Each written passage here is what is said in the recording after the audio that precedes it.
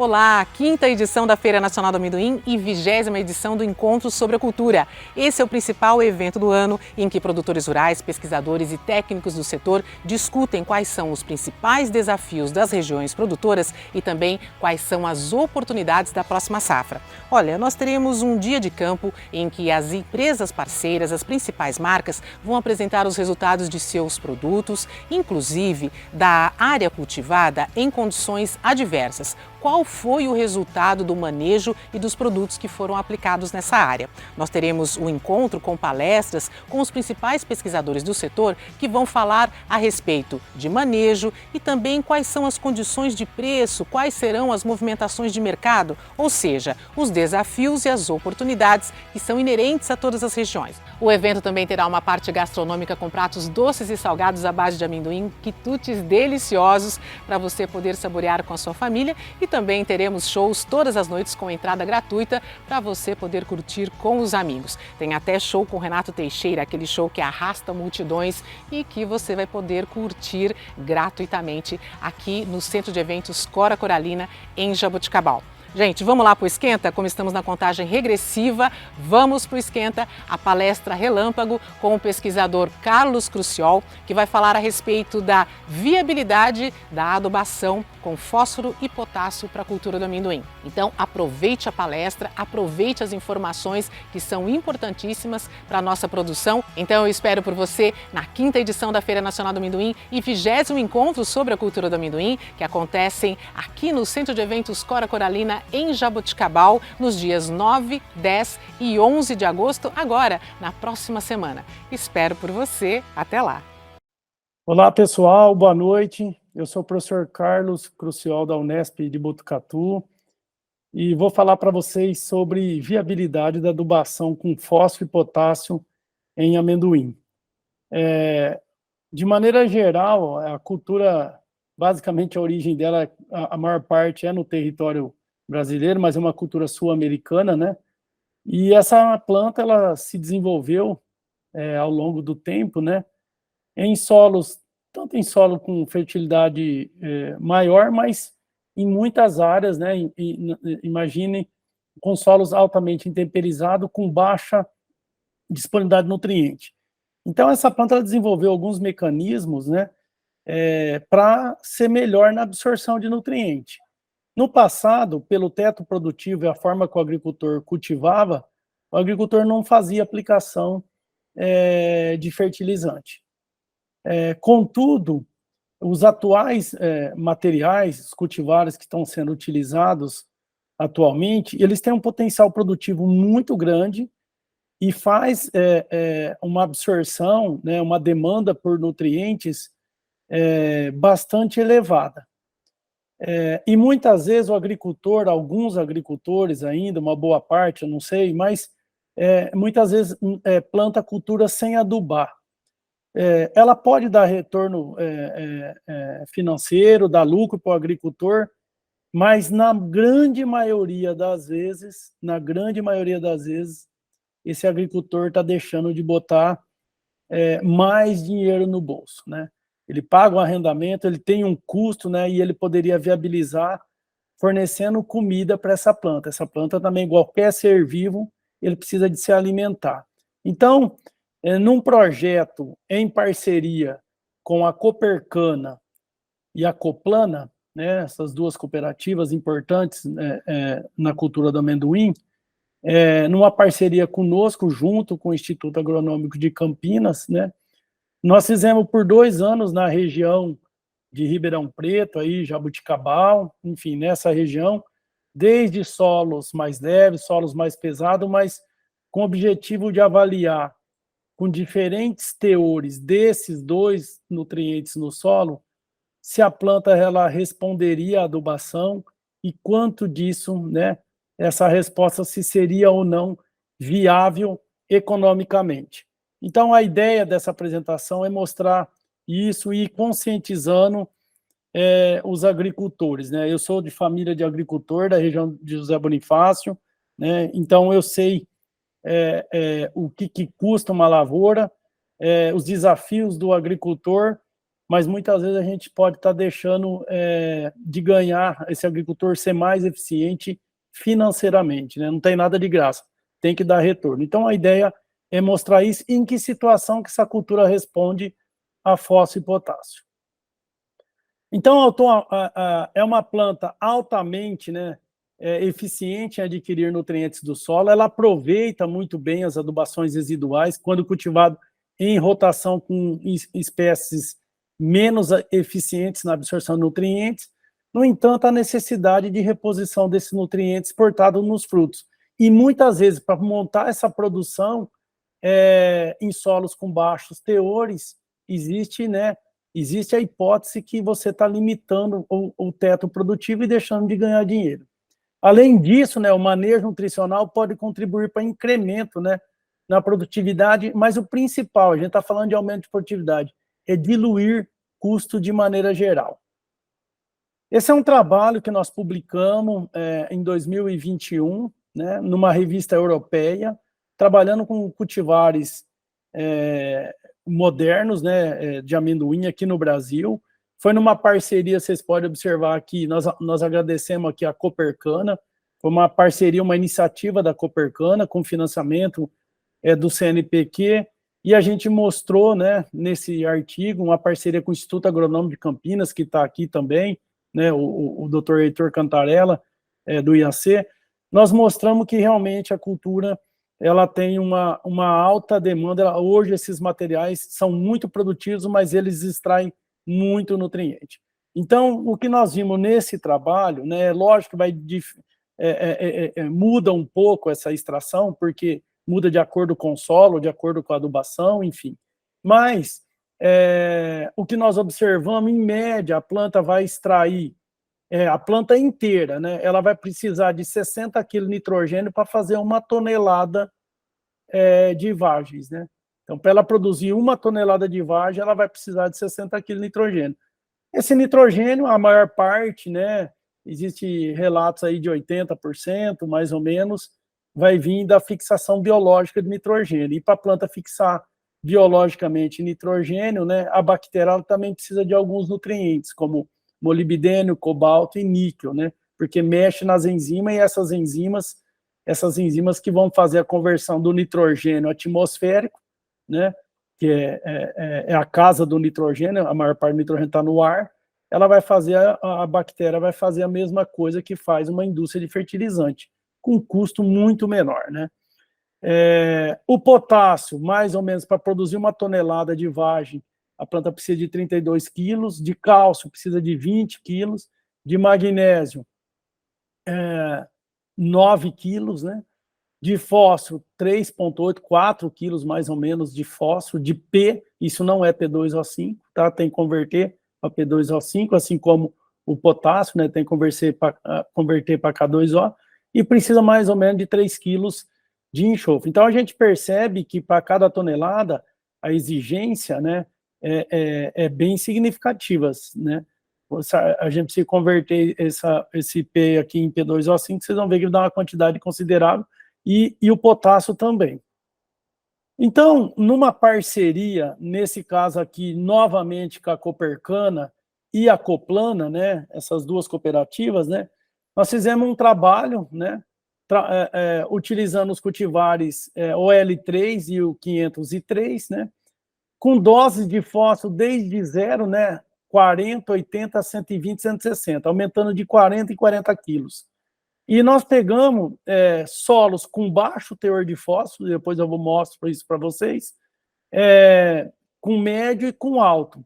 E esses experimentos foram conduzidos dentro de área de produtores, nesses municípios do estado de São Paulo, na região, na grande região aí de Ribeirão Preto, aí, Jabuticabal, enfim, nessa região, trabalhando com essa densidade de semeadura, tudo um protocolo a ser seguido, para a gente poder avaliar, e 90 centímetros de espaçamento. Então, eu vou mostrar para vocês, primeira coisa, em solos com baixo teor de fósforo, e aqui nós estamos considerando baixo teor de fósforo, 10 ppm, nesse caso, foi o padrão que nós adotamos. Mas hoje, dentro do boletim 100, você tem as faixas que é teor baixo, teor médio e teor alto. Nesse caso aqui, esses 10 ppm, né, 10 miligramas por decímetro cúbico, ele enquadra em teor baixo de fósforo, ou seja, o teor está muito baixo, realmente. E o que nós observamos em teor baixo? Nós observamos a produtividade, isso é produtividade de vagens, tá? Nós observamos um incremento significativo até por volta de 120 quilos de P2O5 por hectare. Já com a dose maior, no 160, vocês podem ver que não tem diferença estatística. Quando as letrinhas são iguais, significa que não tem diferença estatística. Quando nós avaliamos a produtividade de vagem, fazendo uma curva de acúmulo e definindo o ponto de máxima, nós observamos que a maior produtividade aconteceu por volta de 140 quilos de P2O5 em solo com baixo teor de fósforo, ou seja, a planta está respondendo até 140 quilos e ela começa a estabilizar, né? Já estabiliza, né? Quando nós formos avaliar o rendimento e quanto produziu de grãos, vocês podem observar que a resposta, né, ela acontece até próximo de 160, né? Então, 120, entre 120 e 160, vocês podem perceber, ó, são letras iguais, A e A, tá estabilizando, né? Então, mesmo na produção de grãos ou de semente, a planta vai responder a doses mais elevadas. Quando a gente pega na média geral aqui, né, para a produção de vagem, por volta de 140. Bom, aí nós fizemos esse experimento, esse projeto também, em todas essas regiões, em solos com teores médios de fósforo, bem no limite do teor médio, 20 ppm de fósforo. E nós observamos o quê, né, nessa situação? Nós observamos que já caiu 20 quilos mais ou menos de P2O5, né? Então vocês observam que existe uma resposta, um incremento na produtividade, saindo aqui próximo de 5 mil quilos, né?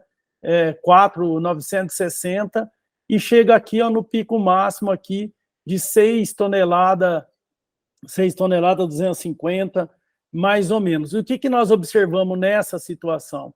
Essa resposta até 120 quilos, né? O outro deu 140, e agora, num teor baixo, respondeu mais, precisa de mais fósforo. Num teor médio, essa necessidade, um teor médio no limite do teor médio, de 20 ppm, respondeu até 120 quilos, mais ou menos, de P2O5, né? Quando nós avaliamos a produção de grãos, ou seja, de semente, né, fazendo o rendimento e avaliando o que deu de semente, vocês podem ver que ficou nessa faixa aqui de 80 a 120, né, sem ter mais resposta na produção de semente, mas na produção de vagem até por volta de 120. Quando nós avaliamos esse projeto, a resposta do amendoim em solos com altos teores de fósforo, classificado como alto teor de fósforo, aqui na média 43 ppm, vamos considerar aí 40 ppm, né, ppm, o que nós observamos, né? A planta não responde, né? A planta é muito eficiente, vocês podem ver que a produtividade já próximo de 7 mil quilos de vagem por hectare, ó, e ó, 7.027 na média geral, a planta não responde a essa adubação. Estatisticamente, a ciência leva critérios estatísticos para estabelecer isso, a gente observa que não teve resposta nenhuma. E quando nós vamos avaliar a produção de grãos, também, fazendo o rendimento e avaliando a produção só de grãos, né, vocês percebem também que o incremento é muito pequeno, praticamente não existe resposta. Então, fica muito claro para nós que em solos com teores baixos e médios de fósforo, a planta responde de forma muito expressiva em produtividade. Quando nós avaliamos o potássio, né, e o potássio também mudou um pouco alguns municípios, né, mas trabalhando com os 2 cultivares e também trabalhando com a cada 40 quilos de K2O, né, nós observamos num solo com baixo teor de potássio, ele tem apenas 1 milimol de potássio, nós observamos o quê? Resposta até 120 quilos, muito... Lembra que fósforo foi até 140 e pouco, no caso de potássio foi próximo aqui de 120. Vocês podem ver que avaliando apenas, não ajustando numa equação, né, numa curva de resposta, respondeu até 120 quilos, inclusive o excesso de potássio, até a dose maior de potássio derrubou a produtividade. Isso aconteceu também na produção de semente. Vale ressaltar que nesse projeto nunca foi colocado mais do que 40 quilos de K2O no fundo do suco. O restante desse potássio, ele foi na forma de KCl, o restante desse potássio ele foi colocado em cobertura, né? Então, para não provocar um efeito salino, né, uma salinização no fundo do suco, senão eu vou afetar o processo de estabelecimento da planta. A semente até germina, mas assim que a radícula cresce, encontra essa condição de salina, e a planta pode até definhar e morrer. Então, foi colocado apenas 40 quilos geral, onde era 40 foi tudo no suco, onde era 80 foi 40 no suco e o restante em cobertura. Onde foi 120 foi 40 no suco e 80 em cobertura, e assim por diante, no caso de 160 quilos. E a gente observou, num teor baixo, uma resposta aí por volta até de 120, né, ajustando no pico máximo, 125 quilos de K2O, 120 quilos.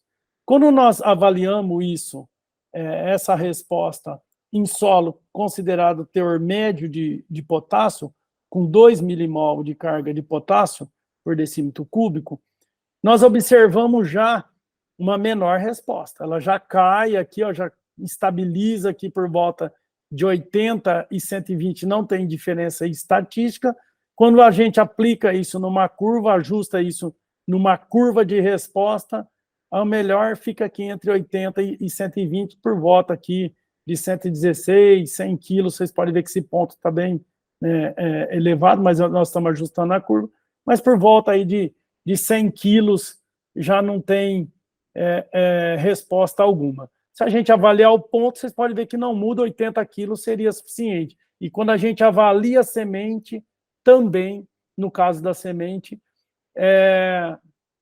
a produção, a melhor resposta está aí entre 80, pode algum solo responder aqui 100, enfim. Então, fica muito evidente que no teor médio a planta, essa resposta já é menor, né? Mas, se a gente travar aqui, a produtividade, a diferença de produtividade, 80 quilos seria suficiente. E aí, quando nós avaliamos isso em solos com altos teores de potássio, ou seja, aqui está com 4 milimol de carga, né, de potássio, o que nós observamos? Não teve resposta, né? Até as doses maiores tendendo a cair tanto na semente quanto na produção de várzea. Vocês podem ver que os pontos, ó, eles estão caindo. Aqui já é excesso de potássio, e o potássio vai interferir principalmente aí na absorção de magnésio. Então, mostrando que em altos teores, tanto de fósforo quanto de potássio, a planta já não responde mais à adubação. Bom, e como é que fica isso economicamente, né? Então, nós fizemos essa avaliação, tanto a nível da adubação fosfatada, quanto a nível da adubação potássica. Quando a gente avalia, nós pegamos os valores, os preços, tanto de fertilizantes quanto do amendoim, e aplicamos isso, a média, esses preços, a média de 5 anos. Porque teve ano que subiu demais o fertilizante, teve ano que estava... Então, a média de 5 anos reflete bem, inclusive, os preços atuais de fertilizante. Subiu um pouco o fertilizante por esses dias, mas aqui reflete um pouco para dar uma noção, cada agricultor tem seu custo, mas para dar uma noção do que muitas vezes, ou a maioria das vezes, o agricultor está deixando de ganhar. Então, quando foi aplicado no solo com baixo teor de fósforo, 10 ppm, zero, deu 4.200 quilos. Deu uma produtividade muito boa. O retorno econômico bruto médio foi de R$14.500. Quando nós adubamos na máxima eficiência econômica, que seria 127 quilos, podemos considerar 130 ou 120, enfim, né? Seria a mudança muito pequena, por causa de 3 ou 7 quilos, enfim. Isso deu um retorno, né? A produtividade de vagem foi de 5.859, vocês podem ver de 4.248 para... aumentou mais de 1.600 quilos de vagem por hectare, né? Então, a diferença aqui, 1.611 quilos, né? E o retorno econômico bruto de R$20 mil por hectare, né?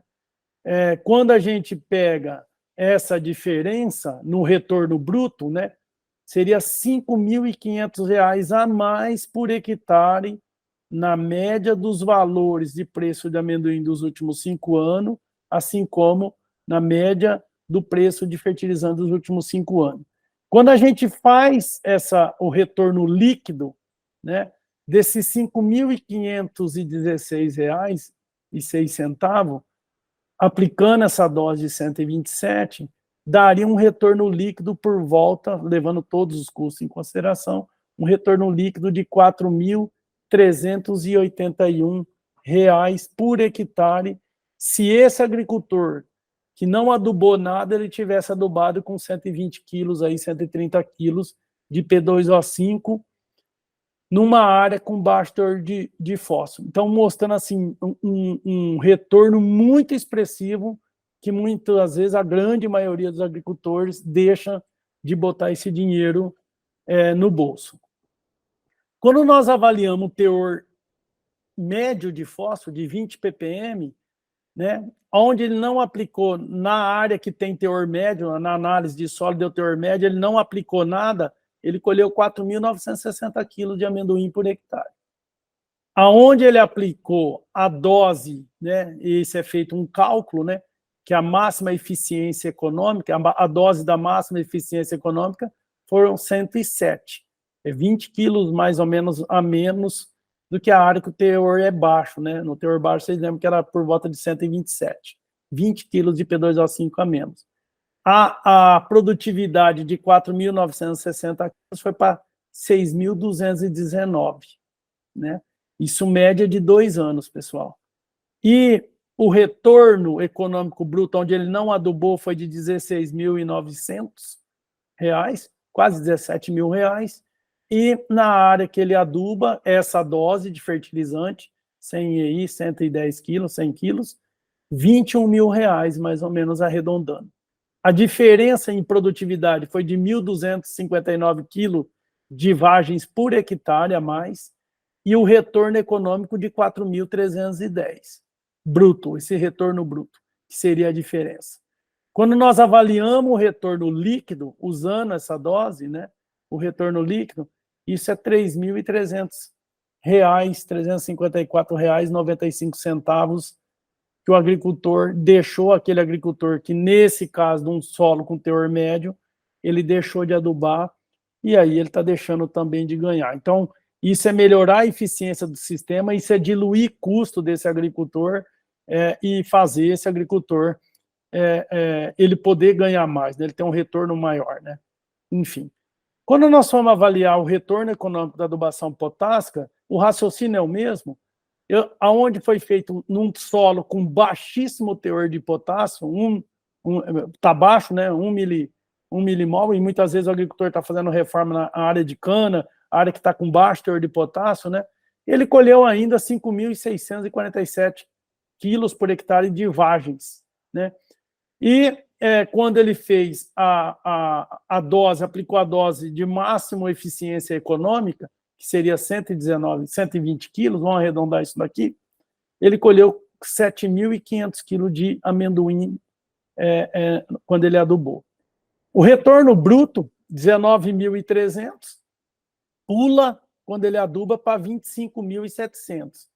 E a diferença, o que ele teve de incremento numa área que ele tem baixo teor de potássio? Ele teve um incremento de 1.860 quilos por hectare de vagem, né? E esse retorno bruto foi de R$6.368, quase R$3.070, R$3.068,64. Ao aplicar essa dose de 119, ele teria um retorno líquido nessa situação, né, de R$5.700 de retorno líquido, né? R$5.750,53,41, né? Então, muitas vezes, apesar da produtividade ser boa, às vezes sem adubar, é uma planta, né, esses cultivares modernos aí que o IAC tem lançado, né, tem um potencial muito grande de resposta e de retorno e de um maior retorno financeiro para o agricultor. Quando nós avaliamos o teor médio de potássio, né, o amendoim tem uma capacidade muito grande de absorver os nutrientes, mas mesmo um teor médio, ó, quando ele não aduba, o agricultor não aduba, ele colheu aqui, no caso, quase 5.600, 6 mil quilos de amendoim por hectare. Mas ao ele aplicar, ao fazer a adubação, realizar a adubação, 110 quilos de K2O, ele colhe aqui 7.500. Vocês podem ver que a diferença aqui é 1.500 quilos a mais de vagem por hectare. Num retorno bruto sem adubar de R$ 20.472, né, R$ 20.462,10, e quando ele fez a adubação, não com a máxima, a dose que dá a máxima o retorno agronômico. Não aqui é o retorno econômico, onde ele consegue o maior retorno econômico. Sempre essa dose é menor do que a agronômica, né? E a gente observa o quê? Um retorno bruto econômico de R$ 25.772,45. Essa diferença, né, desses 1.548 quilos de vagem por hectare, ele daria um retorno bruto financeiro de R$ 5.300,35. Quando a gente faz essa dose no retorno líquido dela, ela daria um retorno aqui de R$ 4.732,02 a mais, né? Mostrando mais uma vez que adubando nessas situações de solo que está com baixos teores de nutrientes, a cultura vai retornar, a cultura vai responder em produtividade, mas também retornando de forma bastante expressiva, significativa, economicamente para o agricultor. Em resumo, né, terminando aqui, já estou terminando, né, em solos, quando a gente pega avaliar fósforo, né, solos que o teor está alto de fósforo, o amendoim não responde, ele usa muito bem aquilo lá, é uma planta com alta eficiência na absorção. Porém, quando eu vou para teores médios, né, de fósforo no solo, a gente observou uma máxima eficiência agronômica de 123 quilos, mas o que importa aqui é dinheiro no bolso. A máxima eficiência econômica foi de 107. Então, uma coisa é atingir a máxima produtividade, mas uma coisa é adubar para ter o máximo retorno econômico. E esse retorno líquido foi por 3.000, no caso de fósforo, R$ 3.354,95. Porém, quando eu tinha fósforo com teor baixo, né, 10 ppm apenas, né, e muitas das áreas que o agricultor vai plantar amendoim está nessa situação, né, a máxima eficiência agronômica foi de 144, mas a máxima econômica foi de 127, 20 quilos a menos, né, por hectare. Então, imagina uma área grande, o agricultor faz ainda uma economia significativa, porque o que interessa para nós é a máxima eficiência econômica. Dando um retorno quanto? De R$ 4.381,53, né? Nas duas situações, tanto o teor médio quanto o teor baixo, né? Lógico que o teor baixo, o retorno tende a ser maior ainda, né? Mas as duas dando um retorno bastante significativo, bastante expressivo. O mesmo raciocínio a gente vai fazer para o potássio, vocês podem observar quando teve, e eu mostrei os resultados, quando o teor de potássio no solo era elevado, não houve resposta, né? Porém, com teor médio, né, a máxima eficiência agronômica foi aplicando 117 quilos de K2O por hectare, mas a máxima eficiência econômica, que vocês podem ver que está muito próximo, né, foi com 110. Vamos pensar em uma economia de 10 quilos de K2O por hectare, com um retorno de R$ 4.700 por hectare, um retorno líquido. E quando nós fomos para situações, né, as áreas que foram conduzidas à cultura em solos com baixo teor de potássio, por volta de 1 milimol, existem essas faixas, né, o agricultor pode consultar os agrônomos aí das cooperativas, né, ou agrônomo de confiança dele, né, as faixas de teores baixo, médio e alto, né, enfim. Dentro da faixa baixa, né, nós observamos a máxima eficiência agronômica, onde eu tenho a maior produtividade, com 126 quilos de K2O, mais a máxima eficiência econômica de 119, né? E aí esse retorno de 4.700 cai aqui, sobe, né? Aumenta, né? Porque o teor é baixo, para R$ 5.753,41.